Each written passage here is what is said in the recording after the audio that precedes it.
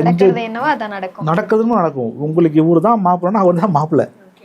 அவர்கிட்ட சொத்து இருக்குதா சோகலாம் பார்க்காதீங்க. உங்களுக்கு மனசு பிடிச்சிச்சா ஏற்றுங்க. ஏன்னா இன்றைக்கி நம்ம ஜெயம் ரவி இருக்காரு, ஆனால் நம்ம பிரபலத்தான் உதாரணம் எடுக்க முடியும். அவர்கிட்ட அழகு இருக்குது, சொத்து இருக்குது, எல்லாமே இருக்குது, ஆனால் அவர் வாழ்க்கை சந்தோஷமாக இல்லை. ஓகேங்களா? அதே மாதிரி ஒரு நடிகர் எடுத்துங்க, இன்றைக்கி பிரபுதாவை எடுத்துங்க, நம்ம விஜய் அண்ணாவை எடுத்துங்க, எல்லா பிரபலம் எடுத்துங்க, எல்லாமே இருக்குது. இப்போ சிம்பு இருக்காரு, சிம்போடைய அப்பாவே சூப்பர் ஜோசியர். உங்களுக்கு தெரியுமா? சிம்போட அப்பா ஜோசியம் பார்ப்பார். ஆனால் சிம்புக்கு என்ன குறை? ஆனால் அவர் திரும்ப நடக்கல. அவரும் எவ்வளோ விஷயம் பண்ணுறாரு. ஏன்னா கொடுப்பனான்னு ஒன்று இருக்குது. நமக்கு என்ன கிடைக்குமோ அதுதான் கிடைக்கும். ஓகேங்களா?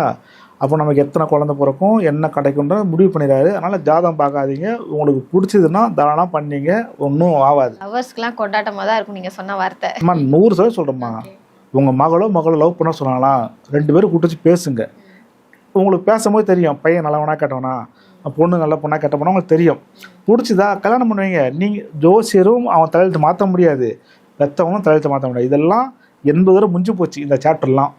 ஏன்னா 10 பொருத்தம் பார்த்து பக்காவாக முகூர்த்த நேரம் பார்த்து குறித்து தான் கல்யாணம் பண்ணுறோம். அவங்க பிரச்சனை வருது. சரிங்களா?